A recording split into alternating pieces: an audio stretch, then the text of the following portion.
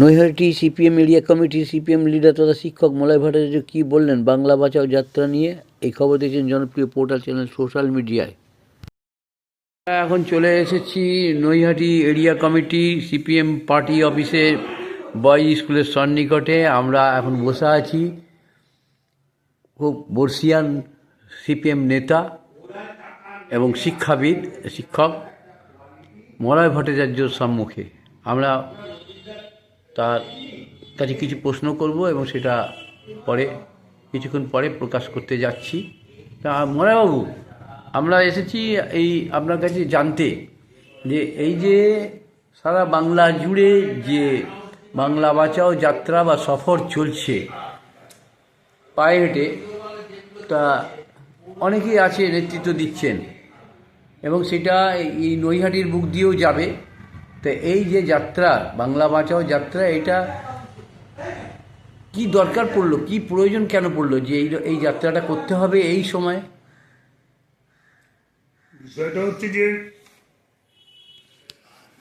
পশ্চিমবাংলা এখন যে অবস্থা, পশ্চিমবাংলা ক্রমান্বয়ে একবারে পিছোতে একদম খালের কিনারা এসে থাকে, অন্ধকারে ডুবে গেছে। এখানে দুর্নীতি একটা প্রাতিষ্ঠানিক রূপ পেয়েছে এবং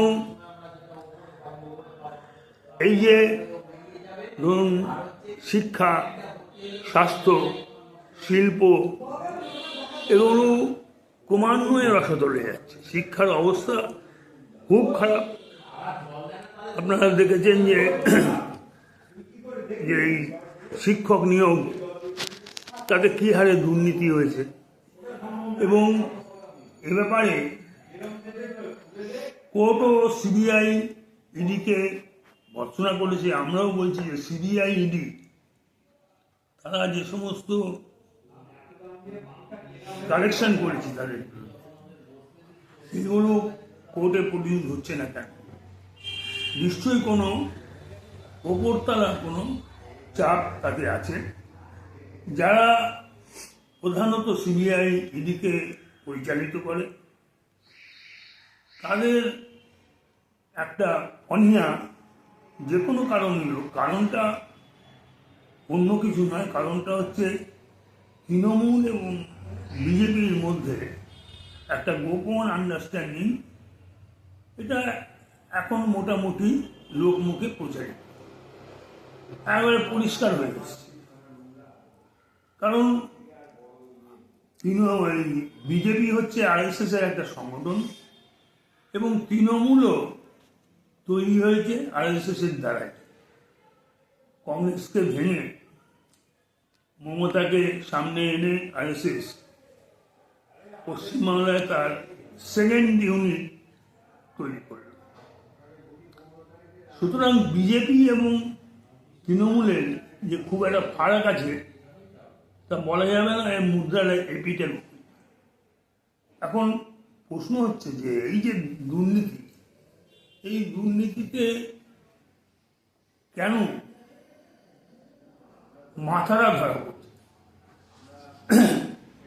এইটা হচ্ছে মূল বিষয়। দুর্নীতির মাথা যদি আসে, কারণ আপনাদের মনে আছে সেই ঘোলা সেনের সেই কথা, 25 ভাগ রাখবেন, 75 ভাগ দেবেন। এই 75 ভাগ কোথায় দেবেন? এই সমস্ত টাকাই হয় কালীঘাট নয় ক্যামাক্সিতে যাচ্ছে। এবং দুটো দলই দেখবেন ধর্মের ওপর ভিত্তি করে একটা মানুষকে একটা আলাদা ডিভাইড করতে যাচ্ছে।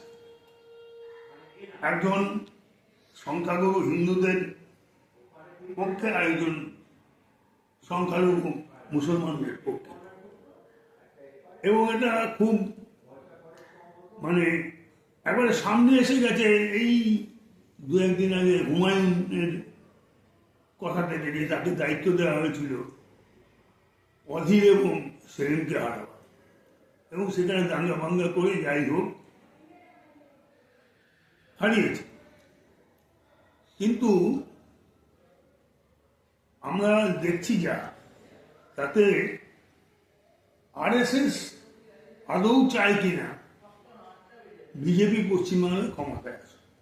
তৃণমূল থাকলে তো তাদের অসুবিধা নেই, তাদের একমাত্র অসুবিধা হচ্ছে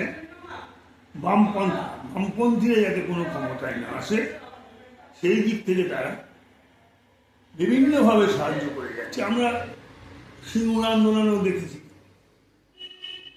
সমস্ত বিরোধী দলগুলো এক জায়গায় হলো, একটা আন্তর্জাতিক ষড়যন্ত্র হলো, 90% হয়ে গেল সিঙ্গুর মোটর গাড়ি কারখানা, সেটাকে ধ্বংসাত্মক আন্দোলন করে এটাকে এখান থেকে পাঠিয়ে দিয়ে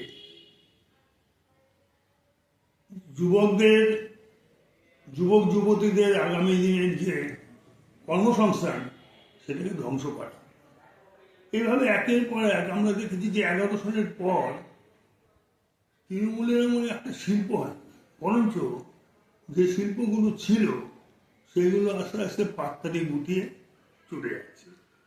যেমন ইনফোসিসের আবার সম্প্রসারণের কথা ছিল, উইপ্রোর ছিল, কাটোয়া তাপবিদ্যুৎ কেন্দ্রটা বসে পড়ল, হলদিয়াও ধুকছে।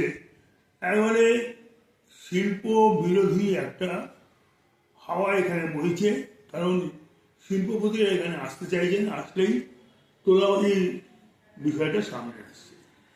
সুতরাং কত তোলা দেয়, এই দিক থেকে শিল্প একেবারে মানে ধ্বংস হয়ে যাচ্ছে।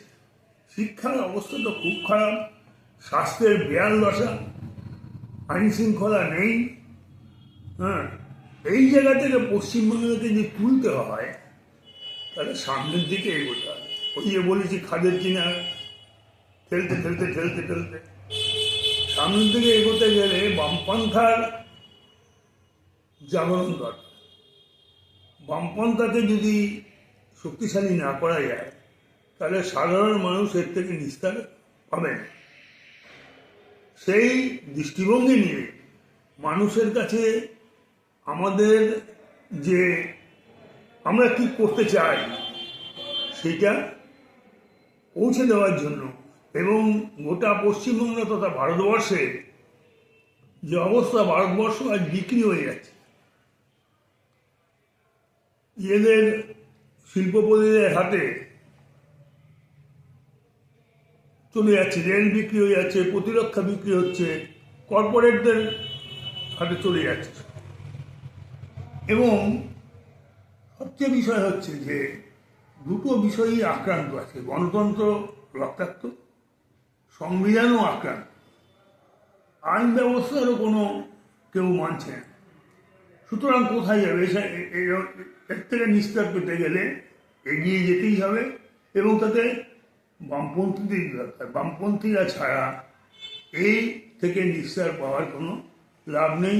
সেই জন্য সেই দৃষ্টিভঙ্গি নিয়েই গোটা পশ্চিমবাংলার বিশেষ করে 12টা জেলায় জুড়ে আমাদের এই বাংলা বাঁচাও যাত্রা, বাংলাকে অন্ধকার থেকে আলোতে আনার জন্য, বাংলার যে ঋত গৌরব যেটা ছিল সেইটাকে ফিরিয়ে আনার জন্য, বাংলার যে কৃষি ব্যবস্থা, শিল্প, সেইগুলোকে এগিয়ে নেওয়ার জন্য আমাদের এই বাংলা বাঁচাও যাত্রা করছি। বলছি যে বাংলায় বাঁচাও যাত্রা আপনার এখানে কতদিন পরে এখানে নৈহাটির দিক দিয়ে আসবে, কত তারিখে?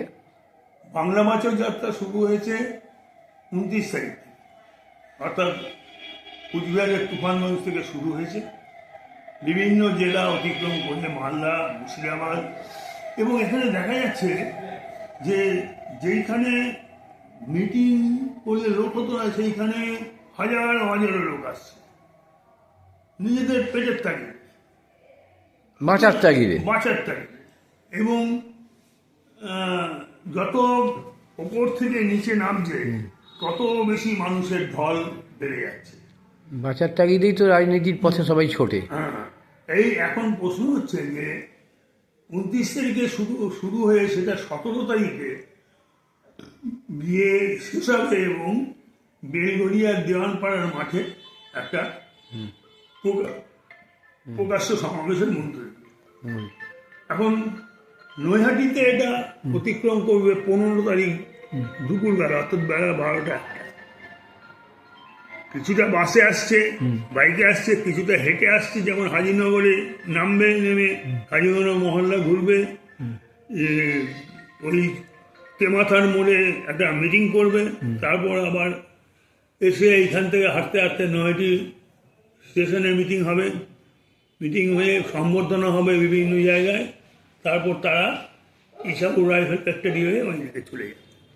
বলছি স্যার, এই এত সব যে হচ্ছে যাত্রা সফর বাংলা বাঁচাওকে নিয়ে, তা এই বাংলা বাঁচাও এই যাত্রা সফর আগামী যে 2026 বিধানসভা নির্বাচন, আসন্ন বিধানসভা নির্বাচন এগিয়ে এসেছে, তো এই বিধানসভা নির্বাচনে আপনাদের কতটা প্রতিফলন ঘটবে, এইসবগুলো নিয়ে কতটা প্রতিফলন ঘটতে পারে বা ঘটাতে পারে? এখন আমরা সারা বছরই সংগঠনের কাজ করি, নির্বাচন ভিত্তিক দল আমাদের নয়, নির্বাচনটা একটা লড়াই। এখন 2026-এ বিধানসভা নির্বাচন, এই নির্বাচনে তৃণমূলের স্বরূপটা খুলে গেছে। মমতার সেই সততার প্রতীক আর লেখা হয় না, এবং বিজেপিকেও পশ্চিমবাংলার মানুষ, ধর্মনিরপেক্ষ মানুষ, তারা চায় না। সুতরাং এই জায়গায় দাঁড়িয়ে এবং আমরা যেভাবে আমাদের বক্তব্যগুলো তুলে ধরছি, আমরা কি করতে চাই, শুধুমাত্র দুর্নীতি বা তৃণমূলের বিজেপির যে আন্ডারস্ট্যান্ডিং, এগুলো তো ব্যাপার না। ব্যাপার হচ্ছে ভবিষ্যতে আমরা বাংলাকে গড়তে গিয়ে কী করতে চাই, এটা হচ্ছে মূল বিষয়। এটা আমরা মানুষের কাছে তুলে ধরছি এবং আমরা আশা করছি যে কথাগুলো বললাম যে আমরা কি করতে চাই। এই যে 100 দিনের কাজ, 100 দিনের কাজটা কারা? 62 জন এমপি 2004 সালে পার্লামেন্টে ছিলেন, তাহলে তাদের শক্তি ছিল, সেই শক্তিতে তারা আন্দোলন সংগ্রামের মধ্য দিয়ে, এবং ওই সময় বারে বারে অফার করা হয়েছিল যে কত মন্ত্রী চাই, কত লাল গাড়ি চাই।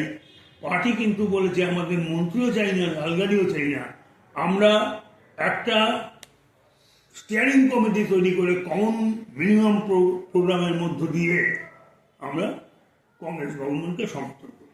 এইটা ছিল আমাদের, এবং তাতে আমরা যেমন 100 দিনের কাজটা আগে করতে পেরেছিলাম, যেটা এখন মানে শুরুটা করে দিয়েছি, যেটা এখন বন্ধ হয়েছিল। বিজেপির বক্তব্য হচ্ছে তারা হিসেব দেয় না, সেই ইয়েতে টাকা বন্ধ করে দেয়। চুরি করলো তৃণমূল, মার খেলো গরিব মানুষ। আমরা 100 দিনের যে টাকা রোজ, সেটা আমরা সঠিকভাবে প্রয়োগ করতে চাই, এবং যারা পাওয়ার যোগ্য তারাই পাবে। আমরা কলকারখানার যেগুলো বন্ধ হয়ে আছে সেগুলো আবার উন্নতি করতে চাই। যে সমস্ত মিল ফ্যাক্টরিতে ফাঁকা ফাঁকা জমি পড়ে আছে, সেইখানে ফ্যাক্টরি গড়ে তোলার চেষ্টা করতে চাই। জিনিসপত্রের দাম কমাতে চাই, যেটা মানুষের নাগালের বাইরে, এবং এই সমস্ত বিষয়গুলো আমরা মানুষকে জানাতে চাই। তাতে আমরা দেখেছি, আমাদের মনে হয়েছে মানুষ কিন্তু এতে আগ্রহ সহকারে আসছে, এবং বললাম না, যত তলার দিকে আসছে মানুষের ঢল বাড়ছে, রাস্তার পাশে দাঁড়িয়ে মানুষ সম্বর্ধনা জানাচ্ছে, এবং আমরা আশা করছি যে এর থেকে দুটো বিষয়। একটা হচ্ছে যে আমরা যদি বুথকে রক্ষা করতে পারি, বুথকে রক্ষা করতেই হবে, প্রতিটা বুথে আমাদের ঝান্ডা তুলতেই হবে, হ্যাঁ, এবং মরণপণ লড়াইয়ের মধ্য দিয়ে মানুষের অধিকারটা প্রতিষ্ঠিত করতে, সেইটা করতে পারলে, এবং আমরা আশা করছি পারবো, সেটা করতে পারলে আমাদের একটা ফল ভালো দিকে যাবে, প্রতিফলন ভালো ঘটবে, প্রতিফলন ভালো করবে।